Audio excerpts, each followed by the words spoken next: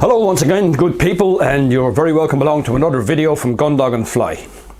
And today I have a few things to show you, a few things to talk about, and I have a whole new feature, something completely different, and I'm going to introduce it today, and hopefully you're going to like it.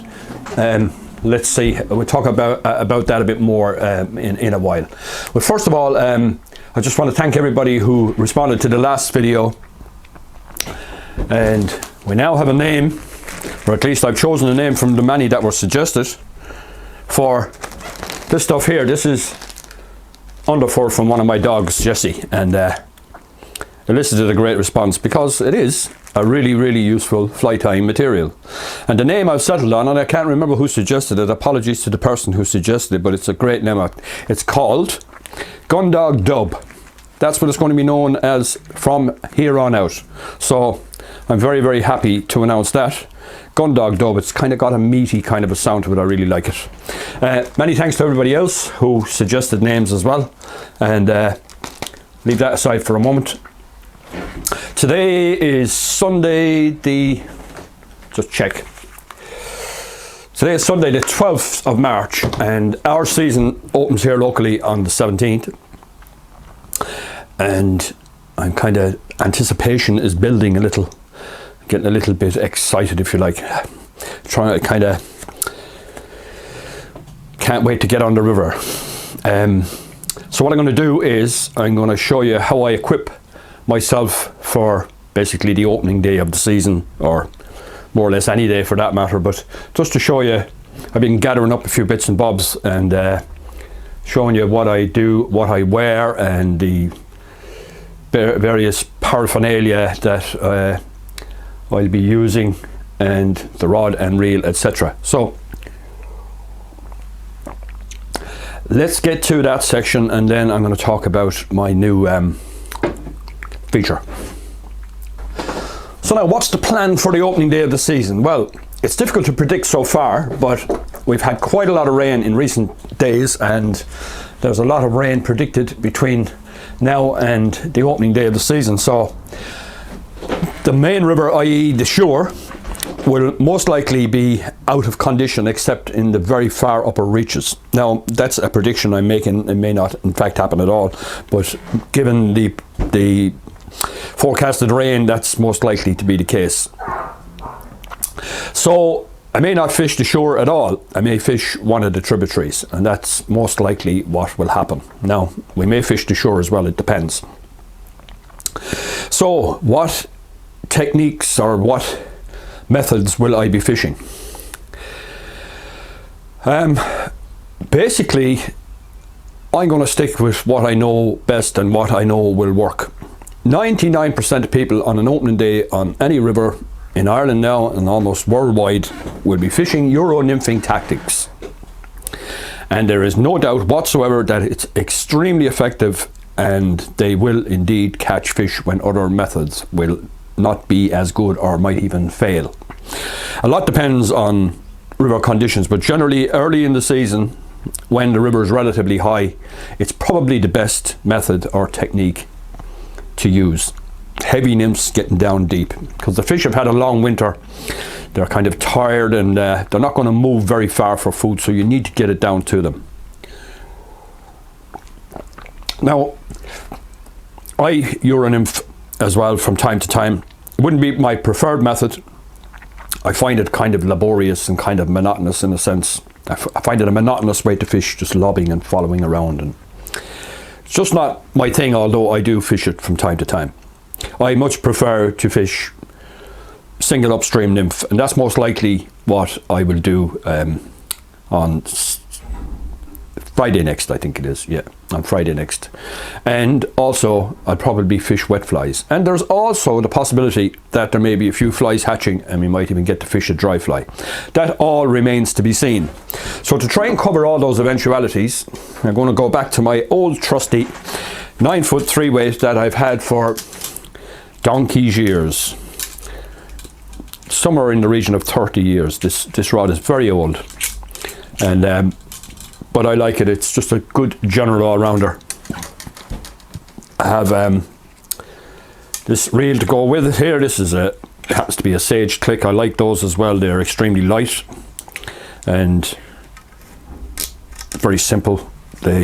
No complications.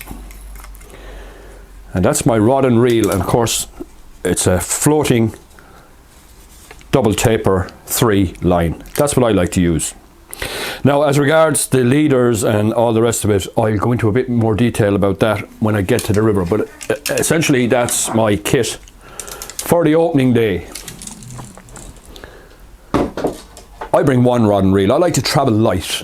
I like to be able to maneuver relatively quickly and move from place to place. I got somewhat of a shock one day. I think it was last season. I saw what I thought was somebody who was working for a television station coming towards me. They had 4 rods, one in hand, and had 3. I don't know how they were held onto them, but they were sticking up into the air. I couldn't believe it. Like, I've never seen anything like 4 rods together. It was just, well, that wouldn't be me. That wouldn't be my thing. I don't know, I think it's just over the top, but that's just my opinion. So I'll stick with my just the single rod, and that'll do me fine. I'll be able to manage, I think, with that. So next, what I'm going to do is I'm going to show you some of the other stuff. Waders, of course, absolutely an essential. These are Orvis waders there. I had them at the end of last season, and they've been okay so far. No leaks so far, so that's good. I'll let you know how we got on with them in the future. Waders and me don't get along very well. Now what I'm going to do is I'm going to show you some of the other stuff that I carry with me for a day's fishing. Now, 2 of the most important things you can have whilst fly fishing are a peak cap. Will keep the sun off your eyes and will cut a certain amount of glare off the water. And then, more important than that, are glasses. I wear glasses all the time. So my eyes are protected all the time. If you don't wear glasses like I do on a daily basis, I strongly suggest that you get yourself some form of glasses. You see those wraparound sunglasses, they're very good. You don't have to buy expensive ones either. Just glasses that will protect your eyes, because I've seen a few accidents throughout the years, and you get a fly coming at you at speed, which sometimes it will, the wind can carry it as well, and I've seen it stuck in people's faces many times and very close to their eyes. Fortunately, I've never seen one actually stuck in an eye, but I've seen them stuck in eyelids, their cheeks. One guy stuck on his lip, and another guy, it was like he's had his ears pierced with a fly. So it's common enough, that type of accident, so it's very wise to wear glasses. So now the next thing I'm going to show you is what I carry in this, but before I do that, what I'm going to do is I'm just going to introduce this new feature on the videos. It's completely out of sync with fishing, if you like, but I really like it. I think you're going to really like it. Hopefully you're going to like it. I'd really like to hear your responses to this. So we're going to have a little bit of music. Believe it or believe it not. This is my son Sean, very talented guitar player, and he's going to play a solo from a very popular, well, it's very, very old now, my favourite band, Pink Floyd. He's going to play the solo, the guitar solo from a tune called Time. So here it is. Take it away, Sean.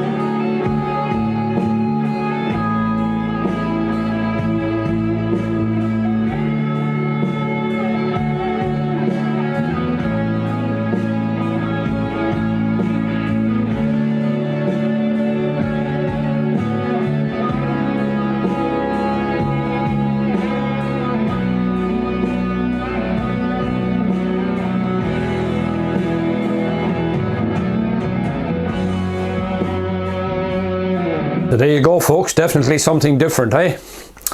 Hope you enjoyed it. I think it's magic. Anyway, I can't wait to hear your responses. So, and if we get positive responses, we'll include more music in the future. So, let me know what you think. Right, so back to the fishing. What do I carry with me on a typical day's fishing? Well, this is what I carry basically everything in. Now there's a lot of pockets in it. Most of them I don't avail of at all. I don't use at all. So what I do is I'll slip it on here now and I give you an idea of. So, short wading vest. My little dry fly box. It's just a small little 6-section box, and I'll be filling that up there today in anticipation of the weekend. One fly box and a second fly box, and basically what I have in here are a selection of nymphs and wet flies, and that's it. I carry 2 fly boxes. Sometimes I see people carry a dozen fly boxes, but each to their own. Now, what's in the other pockets? Couple of rolls of tippet material. Now again, I've tried all the fluorocarbons and all the various this, that and the others, and I kind of always revert to what I know best. Maxima and this stuff here, which is Shakespeare Omni. Most of you probably haven't even heard of it. It's just really old-fashioned nylon, but it does the job just fine. I could never really get along with the fluorocarbon. Maybe it's just that I don't know how to tie the right knots. Maybe that's a lot of it. Let's see in here, what have we in here? Just a tiny little torch. I'd be using that obviously in the night time for when and pieces of nylon that I always bring them home. Never leave them around. Whenever you have any waste nylon, don't leave them around, because what happens is it tangles up in little birds' legs, and they go up onto a bush and they get tangled, and then they starve to death basically. So always bring the nylon home, put it in the bin. Little tub of line grease. This is known as paste. It's right handy because it's just a little tub. The one mucilin works just fine as well. Little snips for snipping line. I always use my teeth, and I've worn down 2 of my teeth from biting. And it's probably not the wisest thing to be biting on nylon that's just been in the water because of the level of pollutants, and regrettably that are in certain rivers now. Anyway, fly floatant, little tube of gink, little patch to hold flies here. This here, I've spoken about this stuff before. Amadou, it's just a natural fungus. This one is almost knackered, it's almost worn out. Basically a piece of the fungus either side, and you squeeze the fly between them and it dries them out. I spoke at length about that stuff before. Now, an essential piece of equipment, forceps.